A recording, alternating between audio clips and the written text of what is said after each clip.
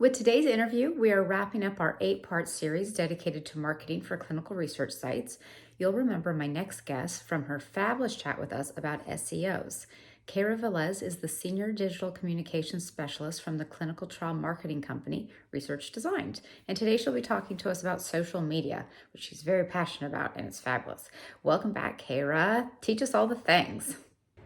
Thanks, Christine. Hey, everybody. Glad to be back. Today, we're going to talk a little bit about social media. I'm not going to get into, super technical details or a lot of know-how, but I do want to provide some really practical tips for your business to adopt in order for you to have a really good presence online. So, tip number 1, know your audience and know what platforms they're on. So I think it is a huge myth that your organization has to be on every single social platform at all times. That is really overwhelming, and frankly, it's just unrealistic.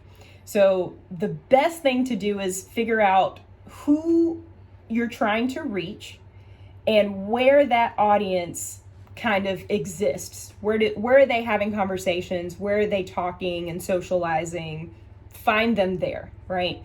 So if you're looking to, make connections with other clinical research sites, colleagues, CROs, sponsors, LinkedIn is going to be one of the best places to have those conversations. Twitter as well. If you're looking to reach patients, obviously Facebook and Instagram are really good platforms for that. But if you want to drill down a little bit further, like let's say you're trying to attract some new patients to your clinical site and you're looking for those of Gen Z age, you may want to get a little creative and look at TikTok. A lot of Gen Z is living on TikTok these days. They're consuming a lot of video content, so that could be something that you want to consider. So figure out what your primary audience is and exactly where they reside. Tip number 2, use your social media to really enhance your brand. How are you going to do that? Visually. So here's what I'm talking about. Whenever you make certain posts, especially if they're videos or static images or graphics, look at the color palette that you're using. Are you using your brand colors? Are you using a certain font consistent across all posts? Are you using the same style? Right? When we look at these things, I should be able to look at a post and immediately identify, oh, that belongs to so-and-so organization, right? In the same vein that we see ads from Nike or we see ads from Netflix, and without seeing that brand name, we automatically know that that's theirs. That's kind of the level of thinking that you want to have behind the visuals that you put out on your social media. So make sure to keep everything very consistent and on brand for the story that you're trying to convey. Tip number 3, be mindful about the time of day that you make your post on social media. This really does matter. And you can get really, really technical with it, but just to keep the concept super simple, think about the times of day when people are usually scrolling through their phones, right?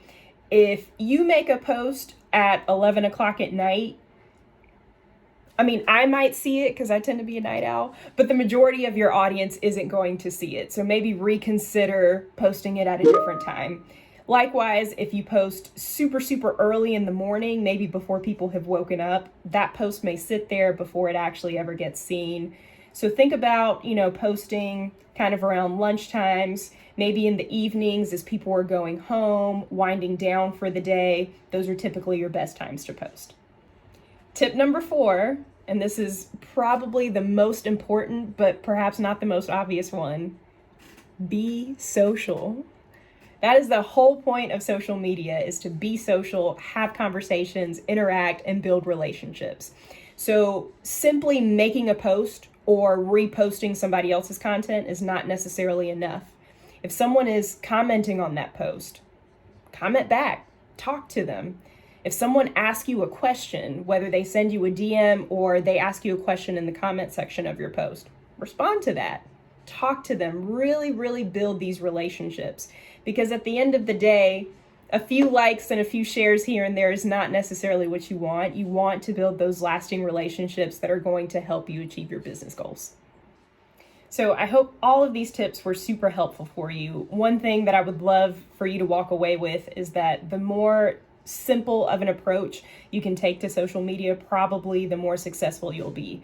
When you start overthinking it, when you start getting a little too into the weeds with this, is probably where you create a lot of sense of overwhelm. But if you can just kind of keep it to those high level basics, you'll have success with this. So good luck with your efforts. Those were great tips, Kara, and it's always been so evident, as I said in the intro, about how passionate you are about using social media wisely. I agree with all of your points, and especially about using social media as a brand. I talked about that at one point, and absolutely knowing which platforms to use for which purpose. You don't just throw it out to every possible social media. Especially without a strategy for it, that can go pretty wrong. But you really nailed it with being social. That is the most obvious and possibly the least followed concept. Thank you as always, friend. You're fantastic. And to everyone, thank you for joining me, and I will see you again in 3 weeks.